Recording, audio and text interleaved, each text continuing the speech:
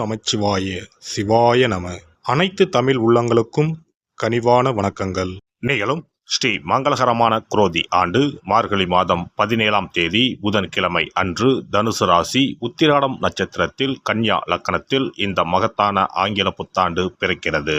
இந்த வருட ஆரம்பத்தில் கிரக நிலைகள் என பார்த்தால் குரு பகவான் ரிஷபராசியில் வக்ர நிலையில் சஞ்சாரம் செய்கின்றார். கடகராசியில் செவ்வாய் பகவான் வக்ரம் மற்றும் நீச நிலையில் சஞ்சாரம் செய்கின்றார். கன்னி ராசியில் கேது பகவானின் சஞ்சாரமும், விருச்சிக ராசியில் புதன் பகவானின் சஞ்சாரமும், தனுசு ராசியில் சூரியன் மற்றும் சந்திர பகவானின் இணைவும் இருக்கும்.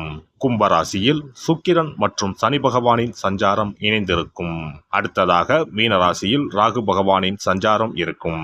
இவ்வித கிரக நிலைகளை கொண்டு இந்த 2025ஆம் வருடம் ஆரம்பமாகிறது. இந்த புத்தாண்டில் சனி பெயர்ச்சி, குரு பெயர்ச்சி, ராகு கேது பெயர்ச்சி என முக்கிய கிரகங்களின் பெயர்ச்சிகள் நடைபெற உள்ளது. இதன் காரணமாக சில ராசிக்காரர்களுக்கு குடும்பம், வேலை, தொழில் என அனைத்து விதத்திலும் முன்னேற்றம் ஏற்பட வாய்ப்புள்ளது. பிப்ரவரி 4ஆம் தேதி குரு பகவான் ரிஷபராசியில் வக்ர நிவர்த்தி அடைகிறார். மார்ச் 29ஆம் தேதி சனி பெயர்ச்சி நடைபெற உள்ளது. சனி பகவான் கும்பராசியில் இருந்து மீனராசிக்கு இடப்பெயர்ச்சி ஆகின்றார். மே மாதம் 14ஆம் தேதி குரு பகவான் ரிஷபராசியில் இருந்து மிதுன ராசிக்கு இடப்பெயர்ச்சி ஆகின்றார். மே மாதம் 18ஆம் தேதி ராகு கேது பெயர்ச்சி நடைபெறும். ராகு பகவான் கும்பராசிக்கும் கேது பகவான் சிம்மராசிக்கும் இடப்பெயர்ச்சி ஆகின்றனர். இந்த கிரக அமைப்பு மற்றும் பெயர்ச்சியினால் உங்கள் வாழ்வில் ஏற்பட போகும் சுபபலன் என்ன என்பதனையும், அசுப பலன் ஏற்படுமாயின் ராசிக்காரர்கள் செய்ய வேண்டிய பரிகாரம் என்ன, வழிபட வேண்டிய தெய்வம் யார் என்பதனை பற்றியும் விரிவாக காண்போம். பிறக்கப் போகும் இந்த ஆங்கில புத்தாண்டு உங்கள் வாழ்வில் வளமும் நலமும் செல்வ செழிப்பும் பெற்று வாழ்வில் உயரிய நிலையை அடைய எல்லாம் வல்ல எம்பெருமானை வேண்டி விரும்பி கேட்டுக்கொள்கிறேன். மகர ராசி அன்பர்களே, ராசிக்கு 3ஆம் வீட்டில் பயணம் செய்யும் ராகு பகவானால் புது தெம்புடன் செழிப்பான வாழ்க்கை அமையும். புது முயற்சிகள் யாவும் வெற்றி பெறும். தேவைகள் பூர்த்தியாகும். உங்களுடைய நீண்டகால கனவுகள், லட்சியங்கள் நிறைவேறும். பாக்கியஸ்தானத்தில் மோட்சத்தை கொடுக்கக்கூடிய கேது பகவானின் பயணம் இதுவரை தடைப்பட்டு நடக்காத காரியங்கள் அனைத்தையும் தடைகளை நீக்கி சுபமாக நடைபெறும்.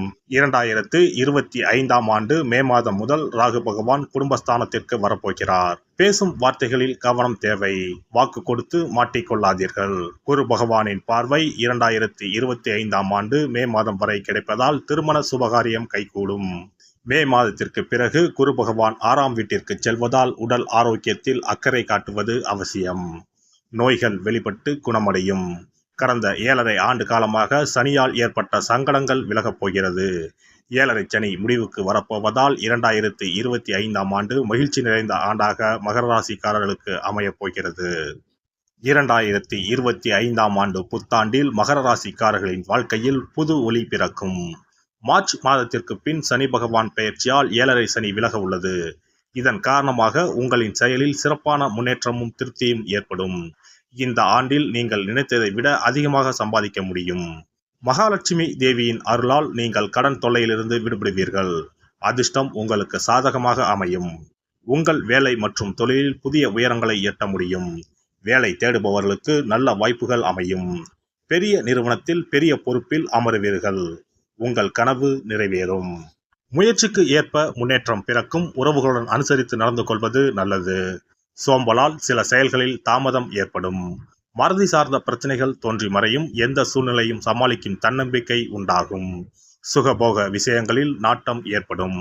சமூக பணிகளில் இருப்பவர்களுக்கு செல்வாக்கு அதிகரிக்கும். உடன் பிறந்தவர்களின் மூலம் அனுகூலம் உண்டாகும். பலதரப்பட்ட மக்களின் தொடர்பு கிடைக்கும். வழக்கு சார்ந்த பணிகளில் எதிர்பார்ப்புகள் நிறைவேறும். வெளிவட்டாரத்தில் செல்வாக்கு அதிகரிக்கும். மனை சார்ந்த செயல்களில் ஆதாயம் உண்டாகும். குடும்ப உறுப்பினர்களின் ஒத்துழைப்பு கிடைக்கும். பயணங்களின் மூலம் புதிய அனுபவம் ஏற்படும். தொழில் நிமித்தமான புதிய சிந்தனைகள் உண்டாகும். அரசு தொடர்பான பணிகளில் கால தாமதம் ஏற்படும். உடல் ஆரோக்கியத்தை பொறுத்தவரை அவ்வப்போது சிறு சிறு இன்னல்கள் ஏற்பட்டு நீங்கும். சிந்தனையின் போக்கில் கவனம் தேவை. பழைய நினைவுகளால் ஒருவிதமான பதற்றம் ஏற்பட்டு நீங்கும். தியானம் மற்றும் சிறு அளவிலான உடற்பயிற்சிகளை மேற்கொள்ளவும். வாகன பழுதுகளை அவ்வப்போது சரி செய்து கொள்ளவும். பெண்களை பொறுத்தவரை சகோதரர் வழியில் மகிழ்ச்சியான செய்திகள் கிடைக்கும். சிறுதூர பயணங்களின் மூலம் புதிய அனுபவம் ஏற்படும். சுபகாரியம் தொடர்பான எண்ணங்கள் அலைச்சலுக்கு பின்பு கைகூடும். விலை உயர்ந்த பொருட்களில் கவனம் வேண்டும். நுட்பமான பணிகளை துரிதமாக செய்து முடிப்பீர்கள்.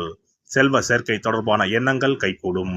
வியாபார பணிகளில் லாபகரமான வாய்ப்புகள் அமையும். மாணவர்களுக்கு விளையாட்டு தொடர்பான விஷயங்களில் புதிய அனுபவம் ஏற்படும். உயர்கல்வியில் சிறு சிறு குழப்பங்கள் தோன்றி மறையும். கணிதம் சார்ந்த விஷயங்களில் ஆர்வம் அதிகரிக்கும். நபர்களின் தன்மை அறிந்து நட்பு கொள்ளவும்.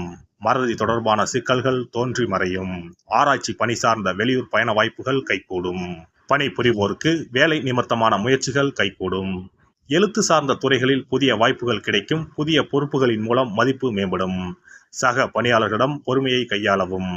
மற்றவர்களை பற்றிய கருத்துக்களில் கவனம் வேண்டும். அறிமுக நபர்களிடம் தனிப்பட்ட விஷயங்களை பகிர்வதை தவிர்க்கவும். வெளியூர் பணி வாய்ப்புகளில் சிந்தித்து செயல்படவும். வியாபாரியை பொறுத்தவரை வியாபார பணிகளில் உழைப்புக்கு ஏற்ற லாபமும் முன்னேற்றமும் உண்டாகும். வேலையாட்களிடம் அனுசரித்து செல்வதன் மூலம் ஒத்துழைப்பு அதிகரிக்கும். வர்த்தகம் தொடர்பான பணிகளில் ஆலோசனை வேண்டும். கூட்டாளிகளின் எண்ணங்களை புரிந்து செயல்படுவீர்கள். கூட்டாளிகளிடம் பொறுமையை கடைபிடிப்பது நல்லது. அரசு தொடர்பான பணிகளில் சூழ்நிலைக்கு ஏற்ப செயல்படவும்.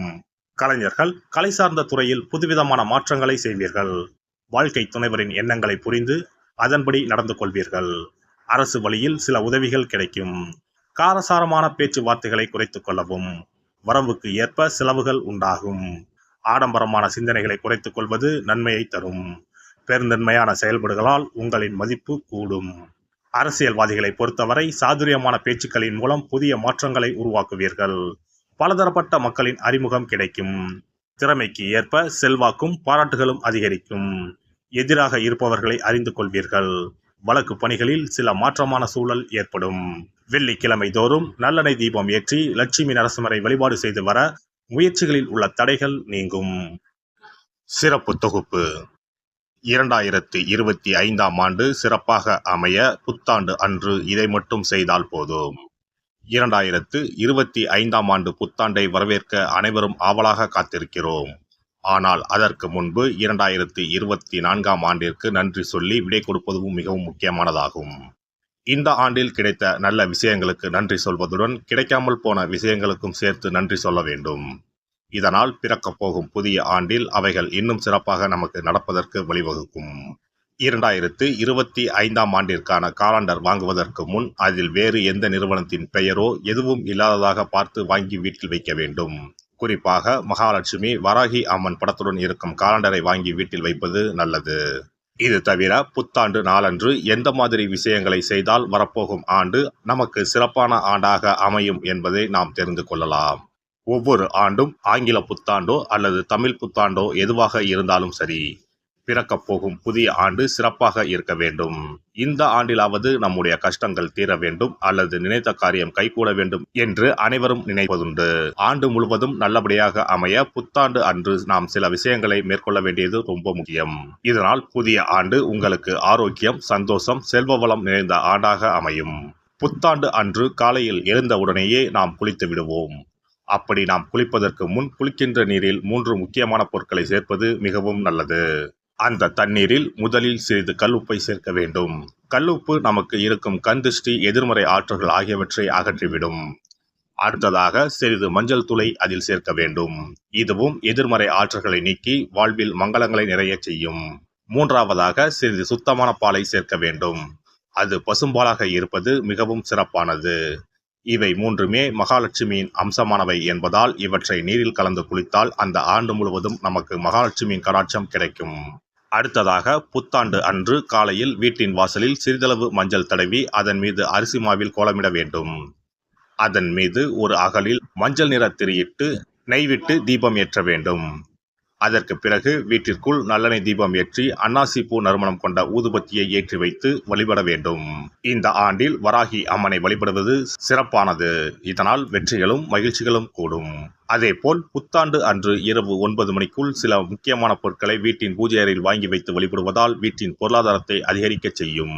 ராகு காலம், யமகண்டம் இல்லாத நேரம் புதிதாக தேங்காய் ஒன்றை வாங்கி வீட்டின் பூஜை அறையில் வைத்து வழிபட வேண்டும். அதன் பிறகு அதை எடுத்து சமையலுக்கு பயன்படுத்திக் கொள்ளலாம். தேங்காய் மங்களத்தின் அடையாளமாக கருதப்படுகிறது. இந்த பொருளை வீட்டில் வாங்கி வைப்பது மிகவும் நல்லது. அதோடு மயிலிறகை தேவஸ்தான கடைகளில் போய் வாங்கி கொண்டு வந்து வீட்டில் வைக்கலாம். முருகப்பெருமானின் வாகனமாக இருக்கக்கூடிய மயிலின் இறகை வீட்டில் வைப்பதால் நேர்மறை ஆற்றல்கள் பெருகும். அடுத்ததாக ஒரு கைப்பிடி அளவாவது பச்சரிசியை வாங்கி வீட்டில் வைத்து வழிபடலாம். கடைசியாக லட்சுமி குபேரர் சிலையை வாங்கி வைக்கலாம். லட்சுமி குபேரர் சிலை கிடைக்காவிட்டாலும் லட்சுமி குபேரர் படத்தையாவது வாங்கி வைத்து வழிபடுவது சிறப்பு. இதனால் ஆண்டு முழுவதும் வீட்டில் செல்வம் பெருகிக் கொண்டே இருக்கும். எல்லாம் வல்ல இறையருளால் நீங்களும் உங்கள் அன்பு குடும்பமும் உடல் நலம், நீலாயுள், நிறை செல்வம், உயர் புகழ், மெய்ஞானம் ஓங்கி வாழ்க வளமுடன். இந்த வீடியோ பதிவு உங்களுக்கு பிடித்திருந்தால் லைக் பண்ணுங்க, கமெண்ட் பண்ணுங்க, ஷேர் பண்ணுங்க, மறக்காம சப்ஸ்கிரைப் பண்ணுங்க, பக்கத்துல இருக்கிற பெல் பட்டனை கிளிக் பண்ணுங்க. நன்றி, வணக்கம். ஓம் நமச்சிவாய, சிவாய நம.